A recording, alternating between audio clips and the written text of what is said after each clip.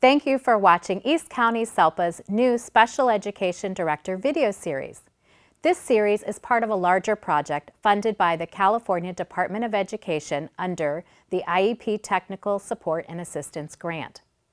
These videos supplement the other resources for new special education directors that can be found on our website, highqualityiep's.net.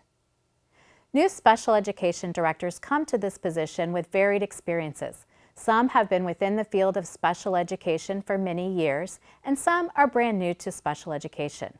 This video series is targeted to first and second year special education directors to provide perspectives related to special education of various departments within a district.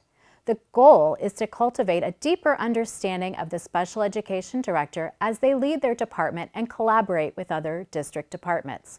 For additional questions, special education directors are encouraged to collaborate with other leaders within their district and their special education local plan area director. Hi, my name is Deann Ragsdale, and I'm the Deputy Superintendent of Educational Services for the Mesa-Spring Valley School District. As both a former principal and a former director of special education, I'm going to share with you the top 5 things I think a special education director needs to know to work productively with the general education side of the house, both the instructional leaders and the site leaders. First, train teachers to support all students in the general education setting. It's easy for special education to be seen as something separate from what is happening in the classroom. But one of the most important things a special education director can keep in mind is that access to quality instruction is critical to student success. If students are pulled out of the general education setting over and over to work on IEP goals that may or may not be aligned to standards, they will continue to miss the standards-aligned instruction that's happening in the classroom, and they will continue to experience a learning gap. Every decision that is made for a student should consider how and when they can access quality instruction. And a huge part of what you do should be partnering with the instructional side of the house to equip general education teachers to support and differentiate instruction for students with disabilities who are in their classes. Professional learning should focus on differentiation for students with disabilities just as often as it focuses on differentiation for English learners. You are the one who needs to bring that perspective and that expertise to the table and ensure that information is provided as part of every professional learning session that teachers receive. If you don't have instructional expertise, you need to find someone to be part of your team who can bring that expertise to the table. Secondly, ensure special education teachers are trained in both instruction and compliance, not either or. Just as general education teachers need to be trained to support students with disabilities in their classrooms, special education teachers need to receive professional development, both in instruction and in compliance. Too often, we focus on the compliance issues that need to be cleaned up, so we provide alternative professional learning for special education staff and excuse them from the instructional training. The challenge with this is that they miss out on the instructional learning that is happening with all staff, and they aren't able to build on that or make the same instructional connections for their students. It's important that you not only ensure they attend the training, but that you ensure that they see the relevance of that training to their particular roles.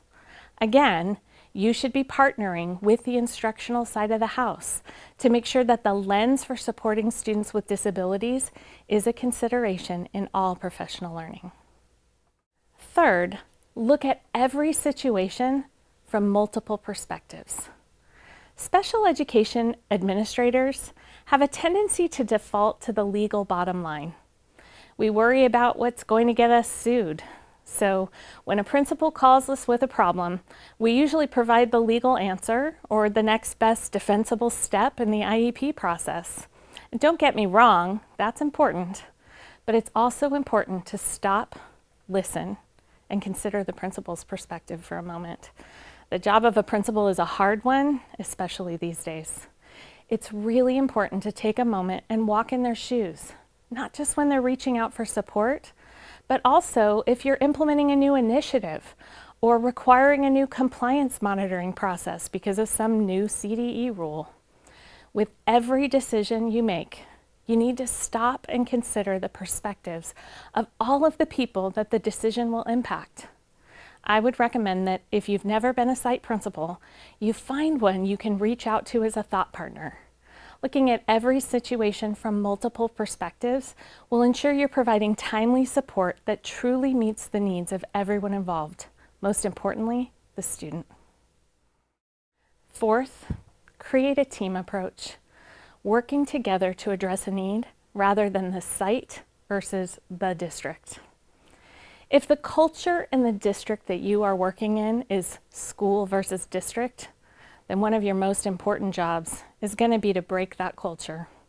Special education is often viewed as the gatekeeper of resources, and you will often hear school administrators and staff talking about their struggle to convince or otherwise advocate for resources from the district to support students with disabilities.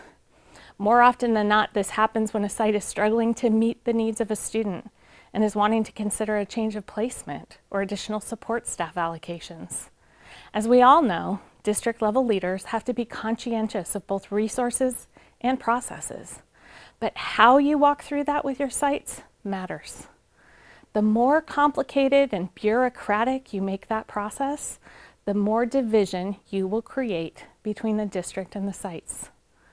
That trust is important to positive partnerships for students. It's really important to walk alongside the school teams during this process, to provide as much support as you're able, and to focus on relationships rather than rules. I like to remind people that even though our processes are linear, kids are not. Every circumstance is unique. The more you can create a team approach, the less animosity you will create at school sites, and the more sites will be willing to walk through processes in partnership in the future. Finally, number 5, build bridges, not silos. Maybe the most important advice I can give you is to build bridges, not silos. It's really easy in special education to create silos because we live in a world of compliance, laws, rules, and procedures. So many special education directors come from the special education side of the house. So our perspective is sometimes limited to those things we know best. As you've probably learned from watching all these videos, the job of a special education director is probably the most connected to every other department and program in the district. And no one else lives in your world or sees things the way you see them. If you spend time and effort to build bridges, to help people see the why behind the compliance requirements, to help them understand the student need behind the staffing request, to understand the rationale for tracking the service minutes, you will build bridges instead of creating frustration and division. Those bridges will enable you to most effectively provide programs and supports to each and every student you serve. Finally, I would just offer this. In my experience, I think that 99% of the legal issues and concerns that I have seen arise in special education are a result of a breakdown that happened outside of the services and supports listed on the student's IEP. We may only control certain aspects of a student's program, but we certainly have to defend and sometimes litigate everything that happens in a student's day. Building partnerships and bridges is the only way to ensure that you can positively influence and impact a student's entire program. It will benefit you, but most importantly, it will benefit the child.